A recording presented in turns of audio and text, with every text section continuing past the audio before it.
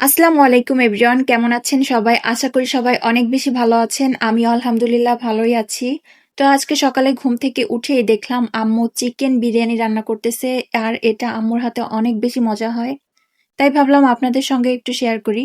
তো দেখতে পারছেন এখানে প্রথমে আম্মু মাংসগুলোকে ভেজে নিচ্ছিল, আর এখানে একটু বড় বড় সাইজ করে মাংসগুলো কেটেছিল। আর এটা সবসময় আম্মু একটু কড়া ভাজা করে নেয়। আর বিরিয়ানি রান্নার সময় যদি চিকেনগুলো ব্রয়লার চিকেন হয় তাহলে এভাবে ভালো করে একটু ভেজে নেওয়া হলে খেতেও অনেক বেশি ভালো লাগে। তো তারপর দেখতেই পাচ্ছেন আম্মুর চিকেনগুলোকে ভালো করে ভেজে নেওয়া শেষ। তো এরপরে পোলাওর যে চালটা রেখেছিল সেটার মধ্যে আদা বাটা, রসুন বাটা এবং কিশমিশ দিয়ে দিয়েছিল। আর তারপর এখানে চালের সঙ্গে ভালো করে সবকিছুকে একসঙ্গে মিশিয়ে নিয়েছিল। তারপর মিশিয়ে নেওয়া হয়ে গেলে এটাকে সাইড করে রেখে দিয়েছিল। তো তারপর এখানে কড়াইতে সকল মশলাগুলো দিয়ে একটু ভালো করে কষিয়ে নিয়েছিল। তো এখানে কি কি মশলা দিয়েছে এই ক্লিপটুকু নিতে আমার মনে ছিল না। তো যাই হোক, তারপরে এখানে যে রাঁধুনি প্যাকেট বিরিয়ানির মশলাটি রেখেছিল তো সেটার অর্ধেক এখানে আম্মু দিয়ে দিল। আর এটা দেওয়ার পরেও ভালো করে সবকিছুর সঙ্গে একসাথে কষিয়ে নিচ্ছিল। তারপরে এই মশলাটিকে ভালো করে কষিয়ে নেওয়ার পরে দেন আগে থেকে ভেজে রাখা যে মুরগির মাংসটি ছিল সেটা দিয়ে ভালো করে একটু কষিয়ে নিয়েছিল। তো তারপর এর মধ্যে পরিমাণ মতো পানি দিয়ে এটাতে বলক তুলে নিয়েছিল। তো তারপর দেখতেই পাচ্ছেন এ পর্যায়ে চিকেনে ভালো করে জাল উঠে গিয়েছিল। তো তারপরে এখানে আগে থেকে যে পেঁয়াজের বেরেস্তা করে রেখেছিল তো তারপর সেটাই দিয়ে দিচ্ছিল আম্মু।